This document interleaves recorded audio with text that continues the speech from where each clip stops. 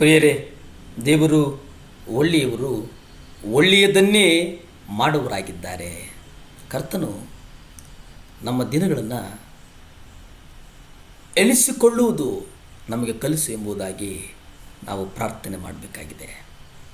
ನಾವು ಜ್ಞಾನದಿಂದ ತುಂಬಿದ ಹೃದಯವನ್ನು ನಿನಗೆ ಸಮರ್ಪಿಸ್ತೇವೆ ಎಂಬುದಾಗಿ ನಾವು ದೇವರನ್ನು ಕೇಳಬೇಕಾಗಿದೆ. ನಾವು ಪ್ರತಿದಿನ ಆತ್ಮಿಕವಾಗಿ ಬೆಳೆಯಬೇಕಾಗಿದೆ.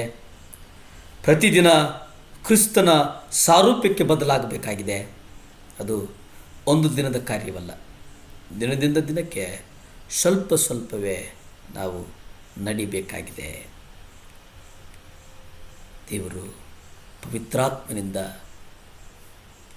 ದೇವರ ವಾಕ್ಯದಿಂದ ಮಾರ್ಪಾಡಾಗುವಂಥದ್ದು.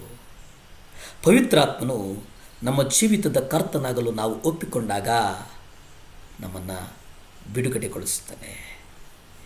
2 ಕೊರಿಂಥ 3ನೇ ಅಧ್ಯಾಯ 17 ನೀವು ನೋಡಿ. ಕರ್ತನು ಆ ಆತ್ಮನೇ ಆಗಿದ್ದಾನೆ. ಕರ್ತನ ಆತ್ಮನು ಯಾರಲ್ಲಿದ್ದಾನೋ ಅವರಿಗೆ ಬಿಡುಗಡೆ ಉಂಟು. ಪ್ರಿಯರೇ, ಪಾಪದ ಬಲದಿಂದ, ಹಣದ ವ್ಯಾಮೋಹದಿಂದ, ದೇವರ ವಾಕ್ಯಕ್ಕೆ ವಿರುದ್ಧವಾಗಿ, ಈ ಮಾನವ ಸಂಪ್ರದಾಯಗಳಿಂದ, ಜನರ ಅಭಿಪ್ರಾಯಕ್ಕೆ ತಲೆಬಾಗಿ ಅವರಿಗೆ ದಾಸರಾಗುವಂತೆ ನಾವು ನಡ್ಕೊಳ್ಳೋದಿದೆಯಲ್ಲ, ಇದು ದೇವರಿಗೆ ಇಷ್ಟ ಇಲ್ಲದೇ ಇರುವಂಥ ಒಂದು ಕಾರ್ಯ. ಪವಿತ್ರಾತ್ಮನು ದೇವರ ವಾಕ್ಯದ ಮೂಲಕ ನಮಗೆ ಯೇಸು ಕ್ರಿಸ್ತನ ಪ್ರಭಾವವನ್ನು ತೋರಿಸ್ತಾನೆ. ಯೇಸು ಯೋಚಿಸಿದಂತೆ ನಾವು ಯೋಚಿಸುವ ಹಾಗೆ ನಮ್ಮನ್ನು ಬದಲಾಯಿಸುತ್ತಾ ನಿಧಾನವಾಗಿ ಯೇಸುವಿನ ಪ್ರಭಾವದ ಸಾರೂಪ್ಯದ ಕಡೆಗೆ ನಮ್ಮನ್ನು ಉಂಟು ಮಾಡೋದಕ್ಕೆ ಪ್ರಯತ್ನಿಸಿದ್ದಾನೆ. 2 ಕೊರಿಂಥ ನೀವು 3:18 ನೀವು ನೋಡಿ. ಅಲ್ಲಿ ದೇವರು ಒಂದು ಸಾರೂಪ್ಯದ ಕುರಿತು ಮಾತನಾಡ್ತಾನೆ. ಆದರೆ ನಾವೆಲ್ಲರೂ ತೆರೆದ ಮುಖವುಳ್ಳವರಾಗಿ ದರ್ಪಣದಲ್ಲಿ ಕಾಣುವಂತೆ ಕರ್ತನ ಮಹಿಮೆಯನ್ನು ನೋಡುತ್ತಾ ಕರ್ತನ ಆತ್ಮನಿಂದಲೂ ಎಂಬಂತೆ ಅದೇ ಸಾರೂಪ್ಯಕ್ಕೆ ಮಹಿಮೆಯಿಂದ ಮಹಿಮೆಗೆ ಮಾರ್ಪಡುತ್ತೇವೆ. ನೋಡಿ,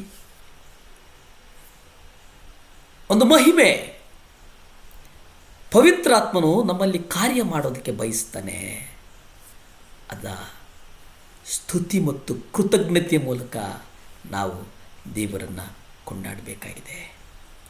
ರೋಮಾಪತ್ರಿಕೆ 12ನೇ ಅಧ್ಯಾಯ 2 ನೀವು ಗಮನಿಸಿ. ದೇವರು ಅಲ್ಲಿ ಇಹಲೋಕವನ್ನು ಅನುಸರಿಸದೆ ಉತ್ತಮವಾದದ್ದು, ಮೆಚ್ಚುಗೆಯಾದದ್ದು, ಪರಿಪೂರ್ಣವಾದದ್ದು ಆಗಿರುವ ದೇವರ ಚಿತ್ತವೇನೆಂದು ನೀವು ವಿವೇಚಿಸಿ ತಿಳಿದುಕೊಳ್ಳುವಂತೆ ನೂತನ ಮನಸ್ಸನ್ನು ಹೊಂದಿಕೊಂಡು ರೂಪಾಂತರಗೊಂಡವರಾಗಿರ್ರಿ.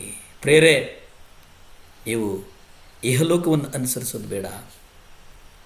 ಉತ್ತಮವಾದದ್ದು ಮತ್ತು ಮೆಚ್ಚುಗೆಯಾದದ್ದು, ಅದು ಪರಿಪೂರ್ಣವಾದದ್ದು, ಅದು ದೇವರಿಗೆ ಪ್ರಿಯ. ಅದನ್ನು ಅರಿತುಕೊಳ್ಳೋಣ. ಸ್ತುತಿ ಮತ್ತು ಕೃತಜ್ಞತೆಯ ಮೂಲಕ ನಾವು ನಮ್ಮನ್ನು ಮಾರ್ಪಡಿಸಿಕೊಳ್ಳೋಣ. ಪವಿತ್ರಾತ್ಮ ಭರಿತನು ನಮ್ಮನ್ನು ನಡೆಸುವವನಾಗಿದ್ದಾನೆ.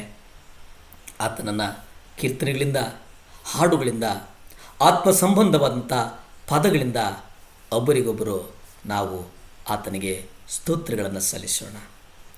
ಎಫೆಸ 5ನೇ ಅಧ್ಯಾಯ 19-20 ಹೀಗೆ ಹೇಳ್ತದೆ.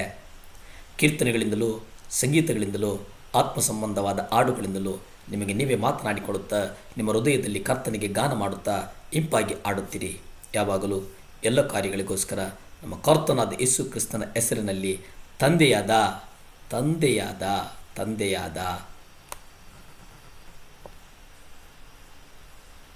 ಕರ್ತನ ಹೆಸರಿನಲ್ಲಿ ನೀವು ಸ್ತುತಿಸುವುದು ಬಹಳ ಮುಖ್ಯ ಆಗಿದೆ.